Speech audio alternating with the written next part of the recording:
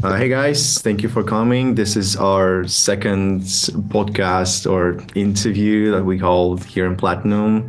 So our guest here today is Andrew Berkowitz, CEO at ValuesCo. So let me remind you real quick what ValuesCo is. Values Network is like a SocialFi enabling gamified marketing for enterprise, NGO, and media. And hopefully Andrew could tell more about this himself. So yeah, Andrew, thank you for coming. Thank you for your time. Please tell us about ValuesCo and who you basically are. Yeah, well, thank you. So first era of my career, I built a podcast company right out of university. And we had a portfolio of our own media brands that covered emerging market tech, and had an agency where I was behind the scenes producing the podcast for most of the think tanks in DC. And that was just, in this new era of how the next generation of consumers was engaging with media and really curating their feeds in a way that was completely subverting the traditional advertising funnel of how brands and nonprofits and publishers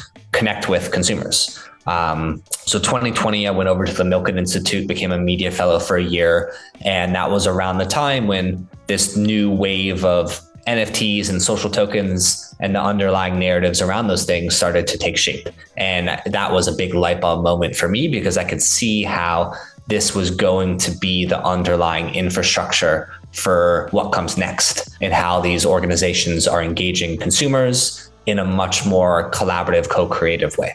And that was the impetus for starting ValuesCo. We started as more of a kind of social token for brands and nonprofits, and very quickly realized that the best way to leverage the tech is in a much more collaborative, through a much more collaborative lens. And so very quickly, our kind of product market fit and iterations took us to this point where we started to launch gamified campaigns for brands that co-created some type of goal with users and integrated a coalition of nonprofits, publishers, and creators that are a part of that campaign. And so that's where we really started to get our footing of this kind of coalition-driven activations that bring together tens of different organizations, creators, nonprofits to do the campaign. And we can get into some examples of that, but the kind of TLDR of where we've gotten to as a company now is we had this realization that our tech was creating so much user-generated content that we should just launch our own vertical video feed in the product and become a destination and a social media platform ourselves. And that's where Values Network is at today. So in a nutshell, ValuesCo is about SocialFi, gamification, decentralization. So, but how would you explain that to someone new who knows nothing about it? Yeah, I mean, at its real and most basic, what quote unquote SocialFi is basically an account and a social graph that can follow you anywhere. So instead of signing up to Instagram and building your followers there, you sign up for Instagram and you are bringing all the followers and all of the follows that you built elsewhere. And then as you build up more on Instagram, that kind of stays as this evergreen social graph. And so there's a ton of value in that. I don't think we're at a point where consumers care. When TikTok was going to get shut down, nobody was no mainstream user was like, this is why we need SocialFi. Nobody cares yet. And so it's a technology that's still early. And to be honest, we still kind of have to see if anybody actually cares. Yeah, that's really interesting. But, what about the traditional marketing?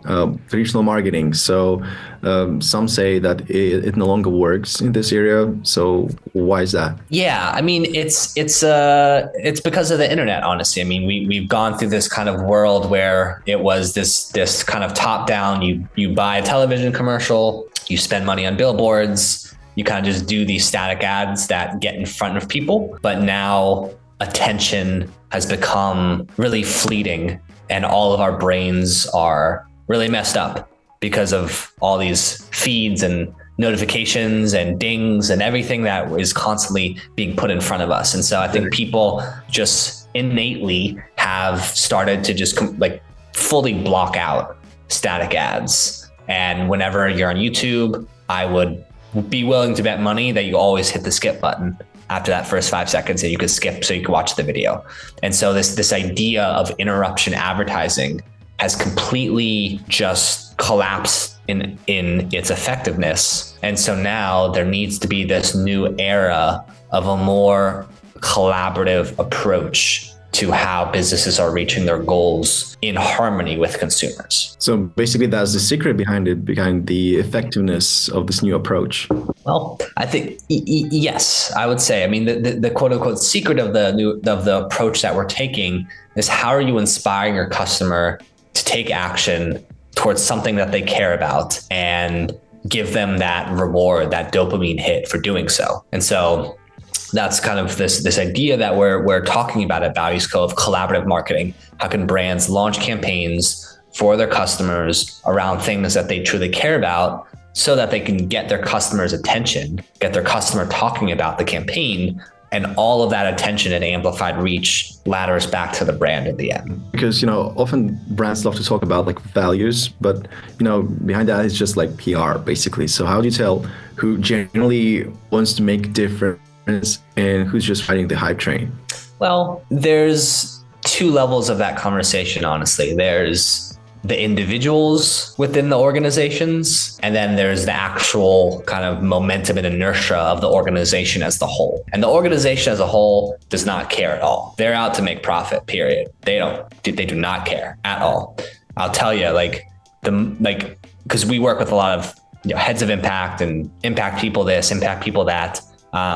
It's almost impossible for these people to get budget approved to do anything. And on the marketing side of the equation, nobody cares. Nobody actually cares. Nobody cares. I think they want to do good in the world, but there's still this kind of very self-interest energy present in the corporate world. And so what we've kind of gotten to at ValuesCo is like, you can't go in and pitch impact. You can't pitch, we're going to make the world better, because they actually don't care.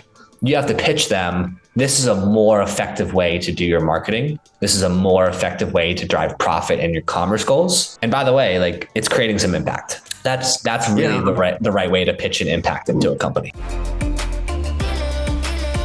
I'm asking that because, while preparing for this talk, I basically read that there's a story that, you've gathered around 800,000 people, 800,000 pounds of plastics. So for cleaning. So how did you get so many people involved in that? Yeah, I mean, so that was one specific use case. We work with a big surfing company, and they already had a program where they were engaging their customers around kind of ocean cleanups. And this was basically just kind of a gamification and reward layer on top of that. And so, I think it was just like hitting the right moment of something that a brand's customers care about. Obviously, surfers care about clean oceans, having the right rewards, which in their case was, discounts on surfboards, merchandise, meet and greets with celebrity surfers, tickets to surfing events, things that the consumer is actually going to care about and want to earn, as opposed to, a branded collectible, which no one has ever cared about. That's where you're going to hit a sweet spot of actually incentivizing the action. And then it becomes this flywheel, because as people are taking the action and creating content on social, then more people are seeing it. And again, if it's hitting the right theme and the right concept for the right audience, that's going to create a viral moment within that community. And that's what happened. Mm-hmm. Interesting. So now, let's talk Web3 now. You really mentioned Web3, even though ValuesCo runs on blockchain apparently. So why do you downplay that aspect? Well, it's not that we downplayed it. We very much leaned into the social token Web3 narrative back when we started in 2021. The quote unquote problem is we've been trying to build a real company with revenue and real clients, not just a token price go up thing. And so when FTX happened, Web3 became dead on arrival. Any mention of Web3 in our decks, any mention of blockchain or Web3 or tokens on a call, it's basically the instant kill of the deal. It was a disaster. And that was the case for a year and a half, 2 years afterwards. And so we were kind of forced to really focus on what's the value prop outside of Web3 and kind of adjust the messaging away from that. And we found a ton of product market fit with this idea of introducing gamification into your marketing spend. And it doesn't matter if it's on the blockchain, because there's a core value prop that transcends Web3 or the blockchain. But now we're in this position where we have some interesting product market fit on that angle, on the kind of B2B to C angle. And now that blockchain is back in vogue and people are interested again, we have the ability to now kind of combine this B2B to C mainstream user go-to-market with a crypto native go-to-market and kind of merge them together on top of our SocialFi network. And so super excited about our positioning, and we'll be having some more crypto native product go-to-market stuff coming out over the next few weeks with Aptos. Well, that's really cool, but why Solana? Why do you explain that decision, choosing Solana? How is that into you? Yeah. Yeah, well, so we used to be on Solana. We're actually built on Aptos right now, and the reason for that, I think Solana is a good chain for kind of deeply crypto native projects like DeFi and all the kind of buzzwords of Web3. But in terms of being a cultural fit for what we are doing, I don't think that was the case. And there were some certain aspects of being on Solana, like having to seed every single wallet with about 30 cents worth of Solana to activate it. That was just kind of making the unit economics of the app not really make sense. And so that's partly why we came over to Aptos. We felt like it was a better cultural fit for what we're doing. And it made more sense in terms of the unit economics of building on top of the chain. But they've been a great partner for us. They have a lot of interesting kind of Web2 publisher partnerships and networks. And many ways Aptos is the chain that I was always looking for, but it didn't exist back when I started. I'm just asking that because there are lots of, different kind of projects, let's put it mildly, in Web3, some of them full of scams. So how do you prove that your project is legitimate? I guess, a lot of the quote unquote scams in Web3, it's this kind of long drawn out storytelling that happens over the course of like maybe 6 months or a year, 2 months, where it's just like building up hype. And then you launch a token, and then a bunch of the insiders and VCs sell the token, and the project just kind of slowly dies off from there. With what we've been doing, we've been focused on building, again, like a real business with revenue and clients that you've heard of that aren't in the Web3 space. And so, obviously we're a fully doxed team, right? And so I think by nature of how we're going to market, the actual intention behind the product and the project, which you can see, in the content with the campaigns that we do, we've created a ton of impact in the world, whether that's the ocean cleanup example that you used. We launched one of the largest Gen Z get out the vote campaigns of this last election cycle, with Lyft and Headcount and Snoop Dogg. We've done campaigns around mental health, around climate. We did a big SDG campaign with the UN. And so, well, that's cool. I also heard that there are like contacts, between you with like Times and Jude, Allbirds. So what do they gain from Web3? Yeah, well, that's actually, there's two different questions baked in there, because there's what do they gain of working with us, and then what did they gain from Web3? Time was actually super early to Web3. They made, really? I don't know the exact number. They launched NFTs back in the day when NFTs were a thing. They did like maybe 5 million, maybe a little less in revenue in selling those NFTs. And that community timepieces is still super active. And so, Web3 is kind of this like fleeting narrative chasing that, there's NFTs, and then there's meme coins, and then there's DeFi, then there's RWA, and now everyone's talking about AI agents, but now we're back to social tokens because of Trump coin. And so I think a lot of these kind of more Web2 traditional brands, they're looking to kind of capitalize on a hot narrative in the moment, because that's what marketing is, right? You capture the attention, blah, blah, blah. I think that after the big NFT boom and bust, a ton of these Web2 brands are super like not interested in Web3, because none of those projects actually survived. They just be following trends. Yeah. And so it's actually hard to say what some of these brands are going to get from Web3. But consumer engagement is definitely an important pillar. It's just a question of who really cares and why. And that question is very fleeting because the narratives change so much. But the answer of what they get from working with ValuesCo, which is built on Web3, is this idea of a more collaborative marketing stack. Because all the campaigns that we're doing with brands, there's typically one core brand like Lyft with the Get Out the Vote campaign that's funding the rewards. But then there's a coalition of nonprofits and creators that are a part of that campaign as well. And so this idea of kind of co-creating your marketing with your community is something that I think is an overall theme that's present within Web3 as a more kind of grassroots empowerment type of a thing. So all the campaigns that we're doing with our clients, we see typically 5 to 9 times the marketing reach relative to the marketing spend. And that happens through the incentivized user-generated content and the amplification of the message of the campaign through all the partners that come in. Because typically we'll have 5 to 15 nonprofits that are a part of a single campaign with a brand. And then that amplifies the campaign all through the tentacles of all their different communities. And so, yeah. Wow, that's kind of cool. Yeah.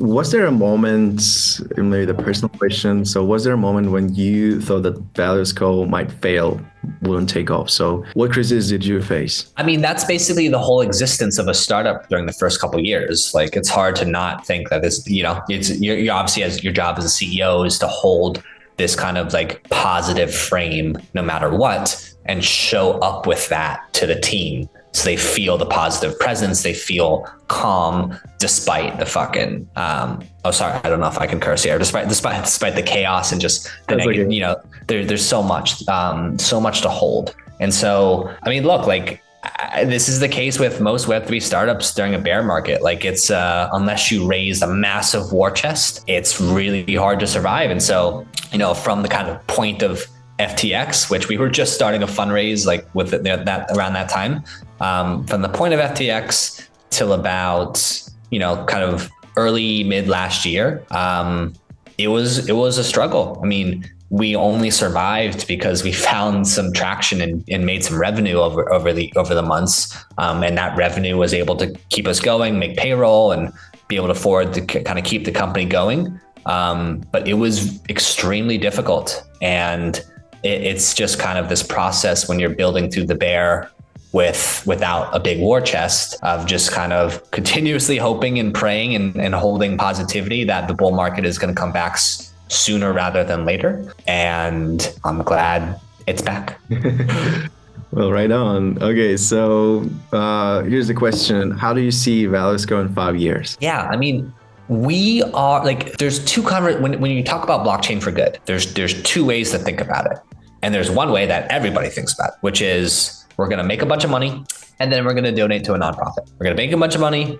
Really? We're going to donate to a nonprofit. That's really the kind of, when you say blockchain for good, that's what people really think.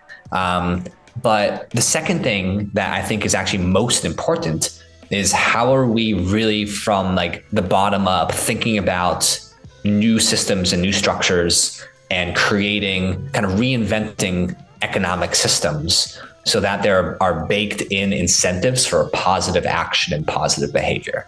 Because a lot of what's happened through the Web2 era and social media, and what's completely degenerately happening in Web3, these meme coins, is it's just bringing out the worst in humans. Just like a non-internet culture does not bring out the best in people. I'll tell you that, especially with the Solana meme coin culture that's really taking the front. Kind of controversial, you say, yeah.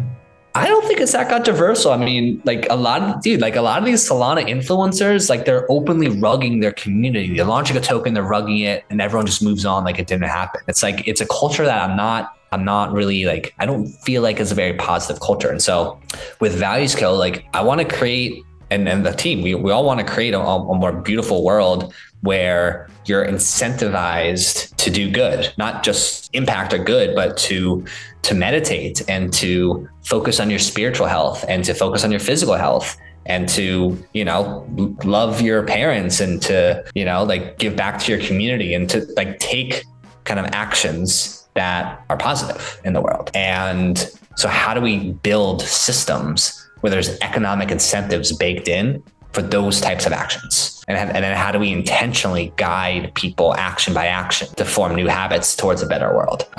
So really that's the vision with ValuesCo. How can we make the world better, but not in the in my opinion, kind of tired narrative of just kind of impact, corporate ESG, sustainability. It's a much deeper thing than that's needed in the world. And so really the vision here is we have an underlying SocialFi network on top of which are tens of, and hundreds of apps that are, meditate to earn, gardening to earn, connecting people around positive things, incentivizing positive actions, creating a more beautiful meme coin that's actually, like doing good in the world. Like things like that is what we want to build and the ecosystem we're looking to build out here. Well, Andrew, it's been a pleasure talking to you. I have just one closing question. So maybe you can provide a short answer to that. So if you had like one tweet to explain SocialFi matters, what would you say? It's really important that we as humans are reclaiming our sovereignty, or honestly claiming it for the first time in this kind of digital age. And SocialFi provides the core underlying infrastructure to take the first step in the right direction. Wow, that's kind of neat. Really interesting. Andrew, it was a pleasure talking to you. Thank you for your time. Guys, you watching, we had a talk with Andrew Berkowitz, CEO at ValuesCo. So feel free to get all the contact details in the description or where you can see that. So yeah, Andrew, wishing you best of luck. See you next time. Cheers. Thank you.